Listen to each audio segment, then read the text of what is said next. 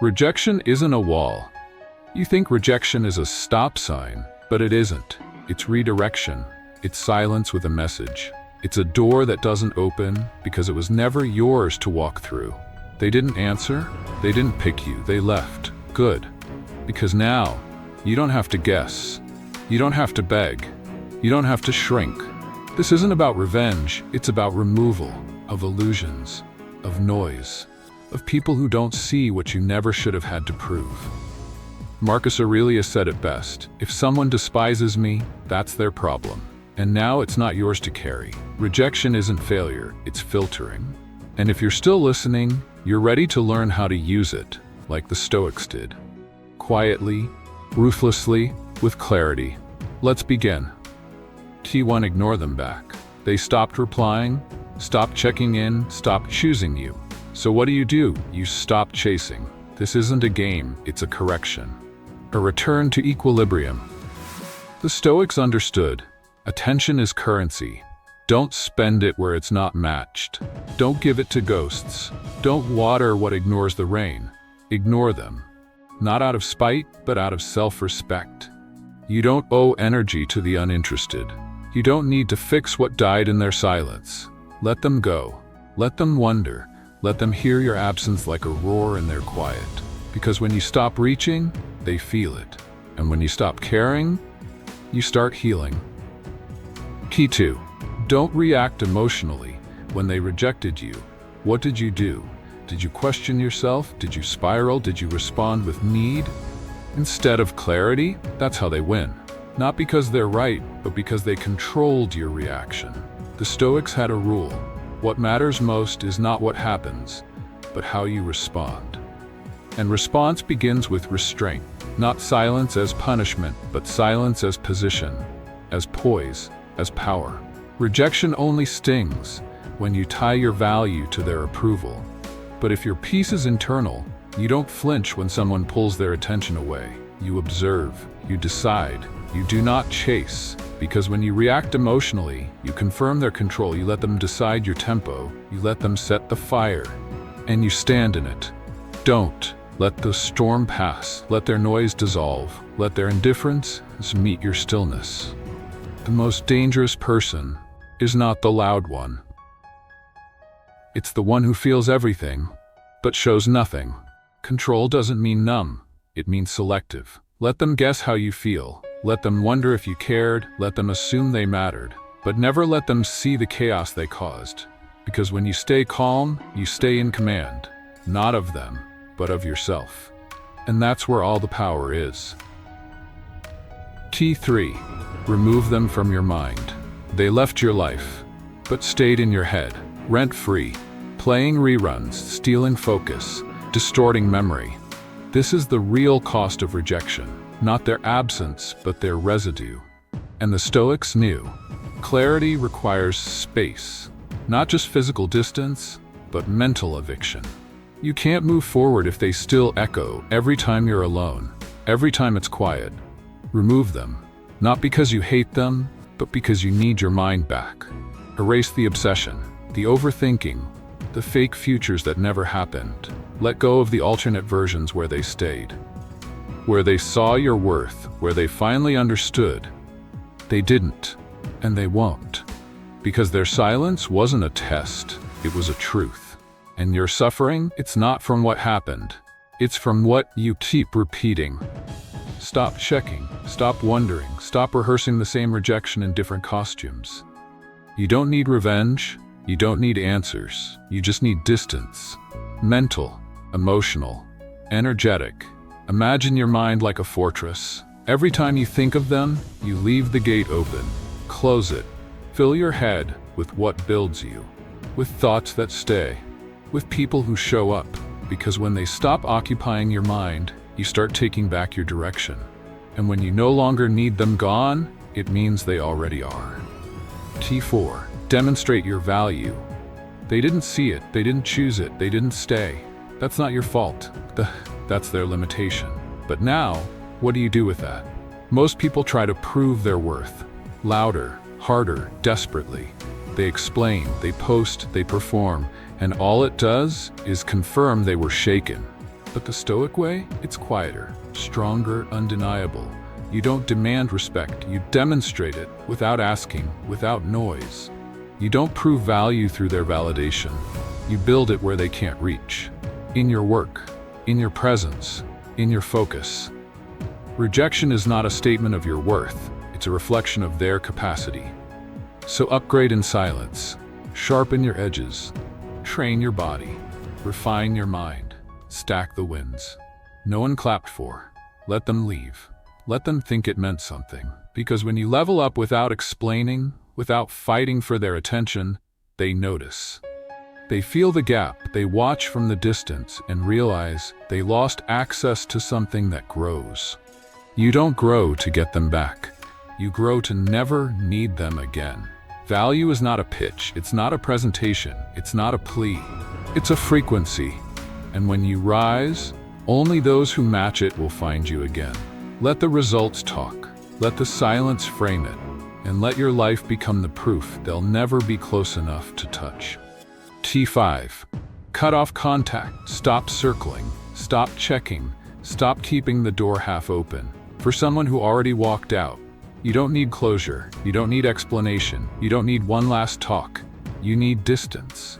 The Stoics weren't soft. They were clear. What doesn't serve your peace doesn't stay in your life. Cut it fully, cleanly, quietly. No passive likes, no random texts, no maybe someday, because every small interaction reopens the wound. You're not staying friends. You're staying stuck. You're not moving on peacefully.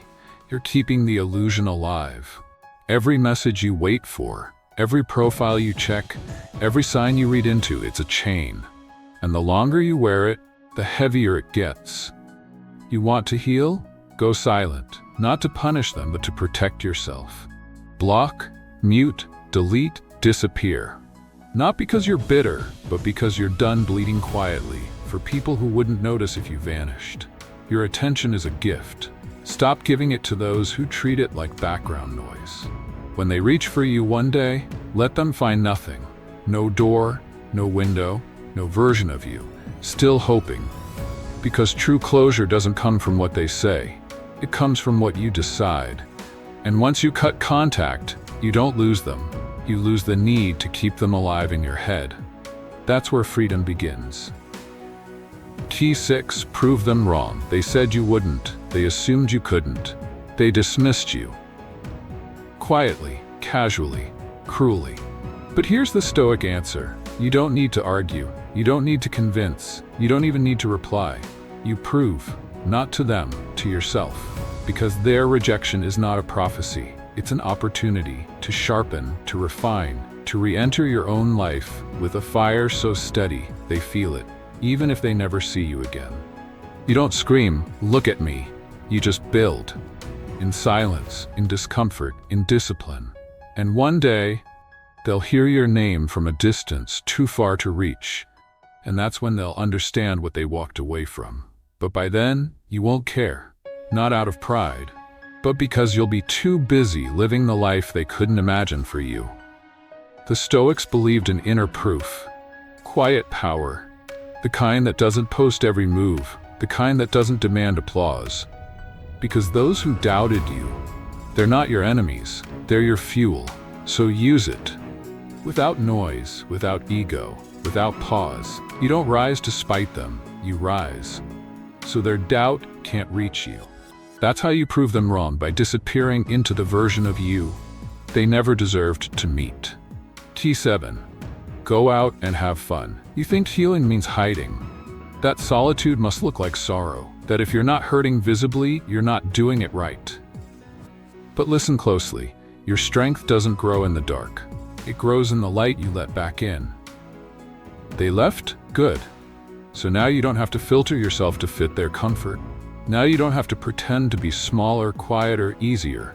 You get to breathe again, to laugh again, to live without needing to be chosen. Fun is not weakness. Joy is not denial. It's a signal. You've returned to yourself. The Stoics weren't cold monks in caves. They understood life. They walked in markets, felt the sun, ate, smiled, moved, lived. Their detachment wasn't isolation. it was inner freedom.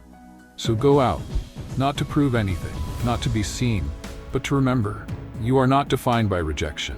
You are not frozen in their decision. You are still here, still breathing, still allowed to smile. Go somewhere they wouldn't expect. Laugh a little louder, walk a little freer. Take up space again.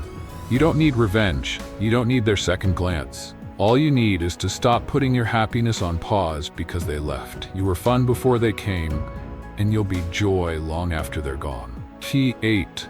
Build social status. You don't need to chase attention, but you shouldn't hide either, because in a loud world, presence is currency. And when rejection hits, the instinct is to shrink, to retreat, to become invisible. But the Stoic way isn't to disappear. It's to become so whole that your silence gets noticed. Social status isn't about being popular. It's about being positioned, with purpose, with direction, with gravity. It's how you enter a room, how you speak less, but say more. How you move with certainty because you no longer seek approval. The world feels people like that, and the ones who rejected you, they feel it most. Not because you're trying to impress, but because they remember when you didn't walk this way, didn't stand this way, didn't move with this calm. Upgrade everything, your posture, your discipline, your energy, not to make them look again, but to make sure you never look back. Join places that match your evolution. Build connections rooted in depth, not desperation. Become someone who doesn't just get invited, but who redefines what being in the room means. You don't need a spotlight, you need stature. And once you start living like that, they'll notice, they'll remember, but it'll be too late. Because your circle won't include people who made you question your worth. T9. Act as if they don't exist. You don't erase people by blocking them. You erase them by not thinking of them, not checking, not stalking, not wondering, not caring. That's the final form of indifference. Not anger, not revenge, but silence, so deep, it turns them into a ghost. The Stoics didn't waste thought on those who dismissed them. They knew to hold someone in mind is to keep giving them power. So stop. Withdraw the spotlight. Withdraw the imagination. Withdraw the what-ifs. Let their name mean nothing. Let their choices feel distant. Let your world rebuild without their face in the window. This doesn't make you heartless. It makes you clean. You're no longer orbiting someone who was never your son. Live like they were never part of the plot. Not to pretend, but because you've outgrown the need to explain why they don't fit the ending. Don't delete the memory. Just remove the weight. Move through your day without looking over your shoulder, without measuring your worth by what they did or didn't do. Don't flinch when their name appears. Don't shape your posts hoping they'll see. Don't adjust your smile to send a message back. Let them fade. Not because you're trying, but because you've stopped trying altogether. The moment you stop acting like they exist, they vanish. And all that's left is a version of you, too still to be shaken, too full to need anyone back. T10. Give them the silent treatment.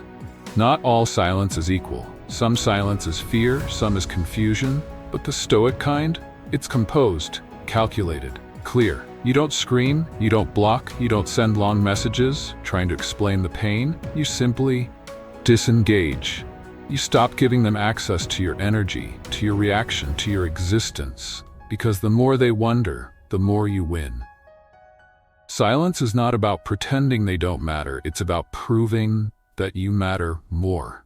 It's not passive-aggressive, it's not manipulation, it's resetting the balance. They sent confusion, you send clarity. They gave indifference, you give nothing. Let your silence say what your words used to scream, I owe you nothing. No more explanations, no more emotional debt. And the best part, silence can't be screenshot, it can't be twisted, it can't be debated, it just is. A void, a mirror, a message that says this door is closed. They may try to provoke a response, a reaction, even a fight, but the moment you speak, you surrender control. So don't. Hold the line, stay still, stay quiet, and let them sit in the space they once filled.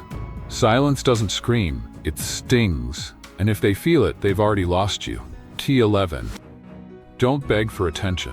They looked away. They stopped responding. They turned cold. So what did you do? You tried harder, posted more, typed longer, smiled wider. But here's the truth. Attention that has to be begged for will never feed you. It will starve you slowly. The Stoics didn't beg. They withdrew. They didn't perform to be seen. They built themselves until presence became their signature. Every time you reach for someone who isn't reaching back, you trade dignity for scraps. You turn your self-worth into a pitch, a performance, a hope. But you're not a product, you're not a brand, you're a human. And begging to be noticed is how you become invisible. So stop. Let their silence be enough. Let their distance answer your questions. Let go of the chase and the illusion that someone else's attention is a reward worth earning. You don't need to raise your voice. You need to raise your standard. You don't need them to look. You need to walk past them, through them, beyond them. Because real power isn't loud. It doesn't plead. It doesn't repeat itself. It leaves. And the moment you stop asking to be seen, they start feeling what they lost. And by then, it won't matter anymore.